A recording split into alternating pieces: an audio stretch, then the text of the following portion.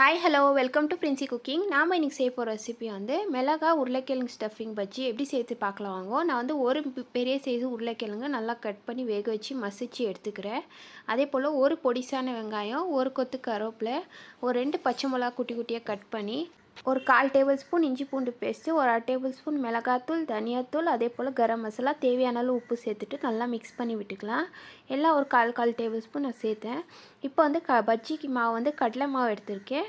2 table spoon அரிசி மாவு, தேவையான அளவு மிளகாத்தூள் சேர்த்துக்கோங்க. தேவையான அளவு உப்பு சேர்த்துட்டு பெருங்காயம் சேர்த்து கொஞ்சம் பேக்கிங் சோடா சேர்த்துக்கலாம் ஒரு சிட்டிகை. இப்போ தேவையான அளவு தண்ணி சேர்த்துட்டு நல்லா திக்கான பேட்டராக மிக்ஸ் பண்ணி விட்டுக்கலாம். ரொம்ப தண்ணியாக இருக்கக்கூடாது, ஓரளவுக்கு கெட்டியான பதத்தில் மிக்ஸ் பண்ணி எடுத்துக்கலாம்.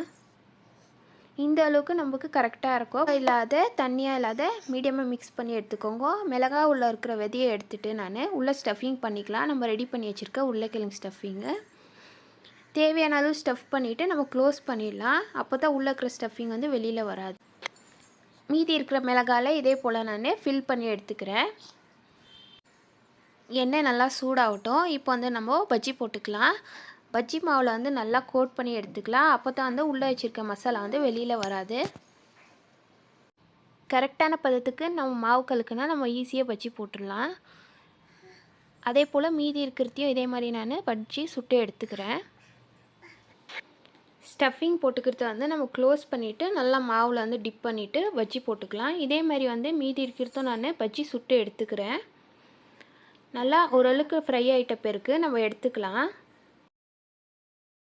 இப்போ வந்து வறுத்து வச்சுருக்க அந்த பஜ்ஜியை வந்து திரும்பி நம்ம இன்னொரு வாட்டி டீப் ஃப்ரை பண்ணிக்கலாம். அப்போ தான் நல்லா கிறிஸ்பியாக நல்லா மொறு மொறுன்னு இன்னும் நல்லா டேஸ்ட்டாக இருக்கும். அதே போல் இன்னொரு ரவுண்டு வந்து நான் ஃப்ரை பண்ணி எடுத்துக்கிறேன். திருப்பி விட்டு நல்லா கோல்டன் ப்ரௌனாக ஃப்ரை பண்ணி எடுத்துக்கோங்க.